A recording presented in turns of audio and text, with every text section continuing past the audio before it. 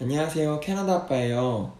오늘은 제가 어쩌다가 잘 다니고 있던 대기업에 휴직계를 내고 갑자기 캐나다로 오게 되었는지 그 이야기를 풀어볼까 해요. 이 이야기의 시작은 2020년 여름쯤이에요. 네, 맞아요. 그 당시 전 세계가 코로나의 공포에 떨고 있던 시기죠. 저희 아이들은 물론 많은 부모님들이 어린이집에 자녀들을 보내지 못하고 집에 데리고 있던 시기예요. 그리고 회사 건물에서 코로나 환자가 발생하면 건물 전체가 폐쇄가 되는 그런 상황이 있었기 때문에 몇몇 기업들은 재택근무를 장려하던 시기였어요. 저와 아내의 회사 또한 재택근무를 많이 했었어요. 그리고 그 당시에 저희 집에는 아이들을 돌봐주시기 위해 장인 장모님께서 같이 집에 살고 계셨어요. 코로나 때문은 아니고 그 이전부터 어린 자녀들을 돌봐주시기 위해 같이 계셨던 거예요. 어느덧 2020년 가을이 되고 장인 장모님께서 이제 댁으로 돌아가셔야 하는 시기가 왔어요. 코로나가 창궐하는 시기에 아이들을 어린이집에 보내기에는 저희 부부는 너무너무 불안했어요. 그렇다고 집에 아이들을 돌봐주시는 돌보미 선생님을 부르기에는 우선 저희가 가족이 아닌 다른 분에게 아이를 맡긴 경험도 없었고 또 코로나의 전파도 걱정되었어요. 결국 아내와의 깊은 상의 끝에 제가 육아휴직을 쓰는 것으로 정했어요. 그도 그럴 것이 아내는 이미 아이들을 출산할 때 1년씩 육아휴직을 썼고 또 그 당시 아내가 이직한 지 얼마 되지 않았었기 때문에 아내가 또 육아휴직을 쓰는 거는 아내의 커리어는 거의 포기해야 하는 상황이었거든요. 물론 남자인 제가 육아휴직을 쓰는 것도 그리 흔한 일은 아니었지만 그래도 제가 쓰는 것이 공평하다고 느꼈고 그렇게 정하게 되었어요. 아마도 많은 분들이 2020년, 21년 하면 다른 기억도 있으실 거예요. 바로 주식과 코인의 투자 열풍이 전 세계에 불어닥쳤었던 거죠.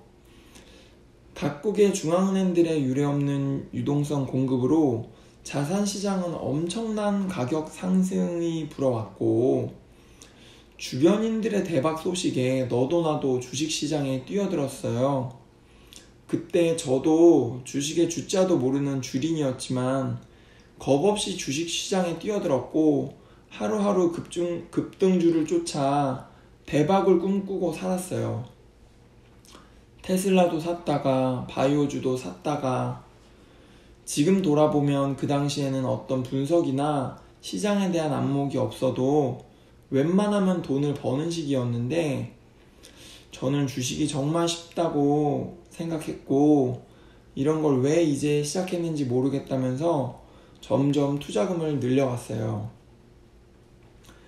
지금 생각해보면 아무런 경험도 지식도 없는 제가 주식시장이라는 정말 날이 시퍼렇게 선 칼날과 같은 무서운 시장에서 계속 살아남아서 승승장구할 수 있을 것이라고 생각하는 것 자체가 정말 어리석은 생각이었고 그렇게 생각하도록 만든 시장이 정말 광란의 파티 중이었다는 것을 그 당시에는 전혀 모르고 있었어요. 자산시장이라는 불구덩이 속에 수많은 나방들이 뛰어드는 형국인데 저는 제 살이 타는 줄도 모르고 자꾸자꾸 뛰어드는 나방이 되어 있었다는 게 지금 와서 보니 정말 아찔하고 공포스러워요.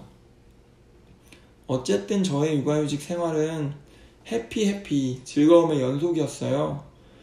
아이들과 에버랜드, 박물관, 과학관, 여러 체험관 등 하루하루를 즐겁게 보냈어요.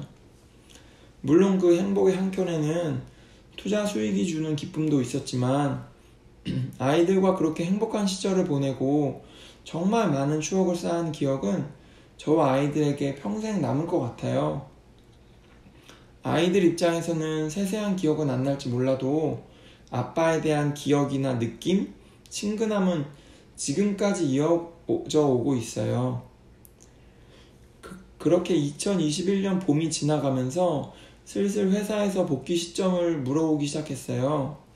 잊고 지냈던 회사의 기억도 돌아오면서 반가움도 있었지만 문제는 아직도 끝나지 않은 점점 더 심해지는 코로나 사태였죠.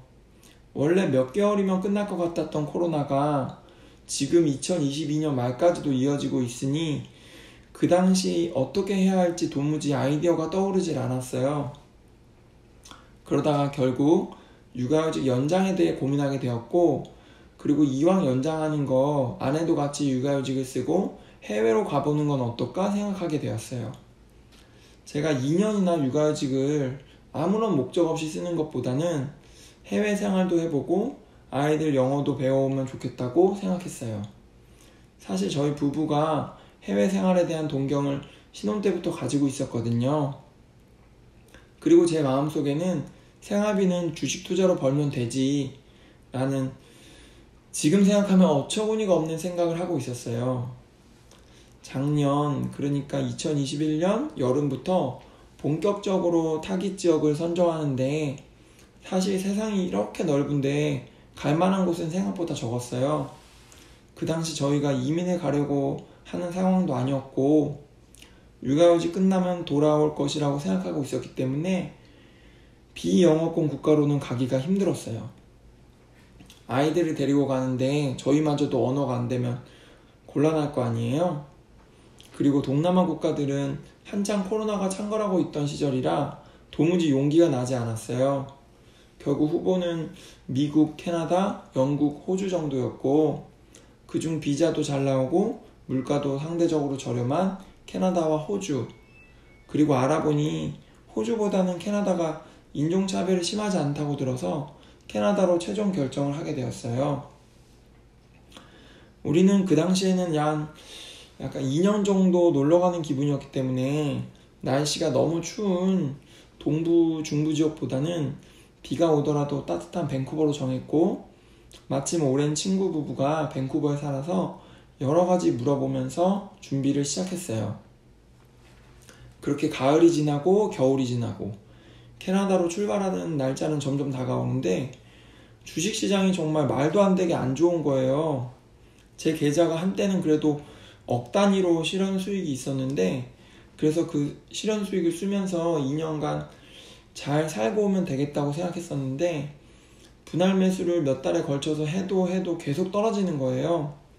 바닥인 줄 알고 추매하면 지하실이 있고, 그 밑에 또 지하실이 있고 또 있고, 그렇게 올해 4월 정도까지 분할 매수를 했고요. 현재는 타의적 장기 투자자가 되었습니다. 실현 수익도 세금과 헌금 등을 빼놓은 것을 제외하고는 모두 들어가 있어서 의미 없고요. 그러다 보니 지금 우버이츠를 열심히 하고 있습니다. 생활비를 벌어야 해서. 그럼에도 불구하고 시간이 지날수록 한국에 돌아가고 싶다는 생각보다는 캐나다에 계속 살고 싶다는 생각이 강해졌고요. 저희 채널 다른 영상에서 몇 번 말씀드렸다시피 현재는 캐나다 이민을 계획하고 준비하고 있습니다. 한국에서 잘 다니던 회사 때려치고 캐나다에서 살고 싶다고 하면 정말 많은 분들이 걱정과 우려 섞인 말씀을 해주시더라고요. 유튜브 하면서 그런 분들이 정말 많은 관심의 댓글을 달아주셨고, 그런 글들을 하나하나 보면서 답글을 달았어요. 물론 타지에서 외국인으로 산다는 것이 힘들고 어려운 게 당연하다고 생각하고요. 그만큼 장점도 있으니까 또 많은 분들이 여기서 살고 계신 게 아닌가 싶기도 해요. 결국엔 모두 장단점이 있는 거고 선택의 문제인 것 같아요.